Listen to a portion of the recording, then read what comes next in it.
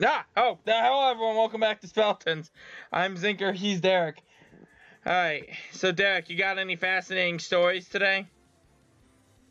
Yeah, Alright, well shut the fuck up! driving to New Because York. You know what I did yesterday? I have come up with the most important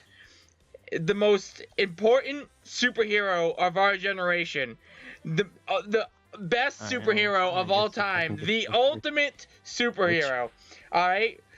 I've created the best one. There's nothing that surpasses this, and I hope I can do it justice when I retell the story. Well, I don't believe you, but go on. Oh, you will. By the end of this, you'll be convinced that this is in fact that. Anyhow, alright? So first, I need you to imagine an underground Nazi lab, right? In this underground Nazi lab. Been there before, yeah. Yeah. There's a Nazi general who right now I've decided his name is General Peanut Butter because I couldn't really think of a good name for him. Now, ideally, they would be German. On a business trip. I don't work there, just to clarify. What did you say? I said I was there on the business trip, not to work there. And not because, I work there. Just to clarify. What was I saying? I would make him German, but I can't do a German accent at all or voice. So he's just a regular neo-Nazi. Yeah, he's giving a speech. He's giving a speech to a bunch of his Nazi soldiers right now, right? And he's walking by, and there's only 7 of them in this room right now. It's his top soldiers or something, right? So he's walking by, a guy in uniform, a guy in uniform, guy in uniform, guy in uniform, floating Nazi hat, and a guy in uniform. Then he stops. He walks back to the floating Nazi hat. And he speaks to him, he's like, wait a second. We don't have anyone that's just a floating Nazi hat. Who are you? He takes out the Nazi hat, falls to the ground. An invisible man puts on a tan bowler hat. Jerry the Invisible Man. And then you just see, and then he's just like, everyone fired him. And then you just see a bowler hat just skedaddling out of a room as a bunch of Nazis are chasing him down, firing at him with, I don't know, machine guns. All right. This is part 1. Yeah. All right. So now there's like an epic chase sequence, right, of a bunch of Nazis chasing after just a hat. This is like the intro sequence. Exactly. So he's dodging. We'll have what a the flashback fuck to is this thing? Story later. A flashback origin story later. Yeah. All right. So this bull hat is running through the halls. Finally, he's dodging. He's dodging like all these Nazis. Like sometimes the door will open, there'll be like a Nazi right there, and then you'll just see like the bull hat like slide under between his legs. But at one point, there's like a giant metal ball that falls down and starts rolling down the hallway, and he's running away from it towards the door that is slowly closing, and he slides underneath the door, but his hat falls off. Then you just see the hat float up and slide underneath the door. Because we gotta go for that reference. Finally, he reaches a room, and he tries to go through this door, but it's locked. Completely locked, and there's nothing he can do. He turns around. He's in a room. Jesus Christ! Oh, that's right, because it's a bug type. I mean, well, he's a grass type. He's basically in a box, surrounded by all these Nazis, right? He turns around. He's in a room, and that room is a box? No. Anyhow, so he's surrounded by Nazis, and the general approach is like, do you have any last words, Jerry the Invisible Man? And Jerry's scuttling around looking for something, and the only thing next to him is a conveniently placed hat rack. So Jerry just does one thing. You just see the hat float a little bit in the air, and then places on the hat rack. Suddenly, every Nazi in the room starts to panic, as they can now no longer identify where Jerry the Invisible Man is. Everyone's like, oh my god, where did he go? Where'd he go? Oh god, oh god. And then someone fires. And then suddenly it turns into a madhouse. People are firing everywhere. You see like one guy getting beaten up. It's like this huge action sequence, like think Red vs. Blue / Ruby, where there's just a bunch of guys getting like punched, beaten up, a gun gets knocked into the air, one guy gets knocked to the ground, then you just see him lift up, he's like, no, no, no, and then his neck just gets twisted and he dies. Now there's only 2 Nazi soldiers left, right? And they're both like, they're shivering in fear.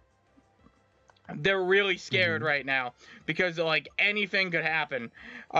And they're both looking at each other, and it's like, he could be right in front of us.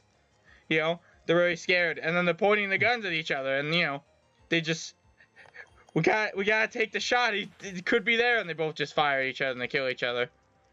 Then the only one left alive is the Nazi general, and he's just cowering in fear, and you know. He's scared. He's like, no, don't come any closer. Don't come any closer. And you just start watching him get like the shit beat out of him, right? And you know, and then a door opens and a floating ice cream cone comes through, right? You see, and then the ice cream cone moves to the hat rack where the bowler hat is, and lifts the bowler hat, and Jerry puts his hat back on. You see, the thing to know about Jerry is the most important thing to know about Jerry is he is completely and utterly a pacifist, and he at no point will ever cause any human being harm, no matter who the fuck they are, even if they're a Nazi. That's basically it. That's where I got with my story. I see. Well, Derek, I see you're really disappointed with my fucking story, so thanks. I think Jerry the Invisible Man is the most important superhero of our generation. I fucking stand by that. You piece of shit. See, I was expecting the twist ending where Jerry wasn't at all the Invisible Man, but he was simply one of the Nazis in disguise with the ability to make a single object levitate, and he was just making the bowler hat levitate. That's his cousin Terry. In order to in order to make it seem like there was in fact a man under the hat. No, the plot twist is that Jerry is completely invisible at all times, and his only disguise is he just changes his hat, and he's just a floating hat essentially. He's just an invisible naked guy in a hat. That's it. That's his only power, and he doesn't beat anyone up. Like that whole sequence, like of those Nazis getting beat up and stuff. Like he didn't do any of that. He wasn't even in the room. He went to go get ice cream. Like the guy whose neck gets snapped, he did that to himself. I don't know. That's what I fucking love the most about that. Well, that guy just had a weak neck. He just like turned his head too hard. No, he's like going like no, and then his head just twists and snaps. But no one did it. He just did it himself. I don't know, that's the kind of shit that I find fucking hilarious. I think Jerry the Invisible Man is the strongest contender of superheroes. I still like the idea of my idea of the hero that just he's still like a pacifist. It's just he makes a hat levitate in a way that it makes it seem like there's in fact a person underneath said hat. So everybody just believes that there's an invisible man that's wearing a bowler hat. And like that would be pretty funny too. But I think that can be his cousin Terry. Oh, I just realized this is a bug dragon type. Fuck, this is a bug dragon type. Yeah, it is. 1, we need this. 2, I'm gonna hurt myself, huh? Oh, no, I got a will-o-wisp off. Alright. Jesus Christ, man. This is one of the coolest. Where the hell do you get this thing? I want a Draco fly. Me too. Finally a bug dragon type. When the fuck are we ever gonna get that again? This is good. The music just stopped. I don't know. I'm just saying, Jerry the Invisible Man, the next Iron Man. Well, come on, Marvel, just give me my check already. He's a very good comic relief character. He is. He could show up in any superhero movie, and he'd be well welcomed, no matter what it is. No, he can't, Zinker. He's invisible. That's another thing too. As far as you know, thing he does is he doesn't show up. As far as you know, he could literally be in every single superhero movie. He could even be in the MCU already, and there's just no way to prove otherwise that he isn't. That reminds me. That was one of my favorite things. I never actually got to play in it because it only lasted a couple sessions. But my roommates and I were going to one of my roommates ran a campaign that I don't know exactly what format. He's already evolving. Oh, cool. That was quick. His mid-evolved form he ran a campaign, I believe, though. So a D&D campaign where we were basically superheroes. And we had superpowers.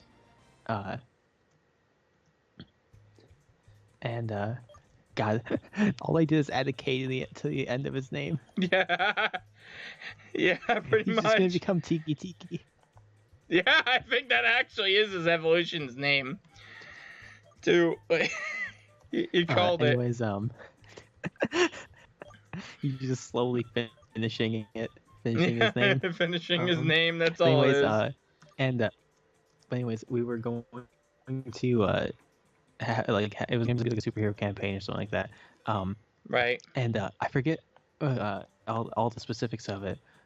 But my roommates played 2 or 3 sessions or so, and I was just never available to play at the same time. But I intended it to, and I had a character figured out and everything. My character was going to use boomerangs and stuff. But my character also had the power to be able to turn into a lamp. Begrudgingly, the DM did require that I can change back from the lamp somehow. So while it wasn't figured out yet how I changed back from the lamp, I had to, I could become a lamp. And so apparently, every time that they played, because my character hadn't come in yet, because hadn't really hadn't come in yet really, but because I was never there. Whenever they did anything, they always made sure that they specified that it's somewhere in the area around where they were. There was in fact a lamp. That may or may not have been me.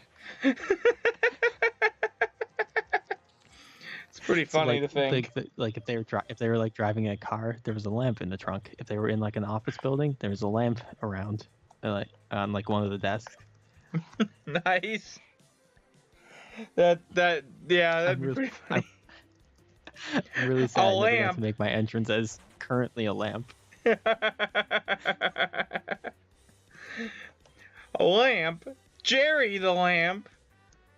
I like that. I don't know. I'm still fond of Jerry the Invisible Man. He'll be my favorite superhero. He's the strongest one in our, I don't know, what the fuck is the SCU? Speletons Cinematic Universe.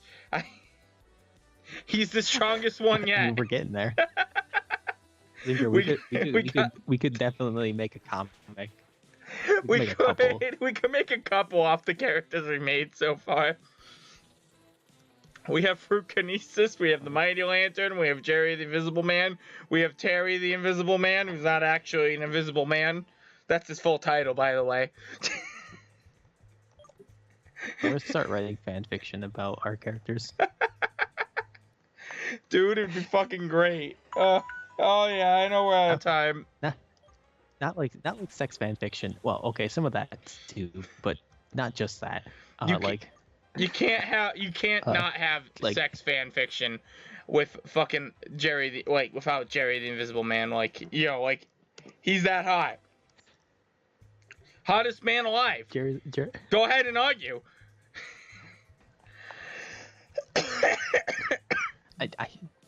I guess I really can't argue against it. Exactly. How do you know? You can't see. I have no way of knowing whether or not he is.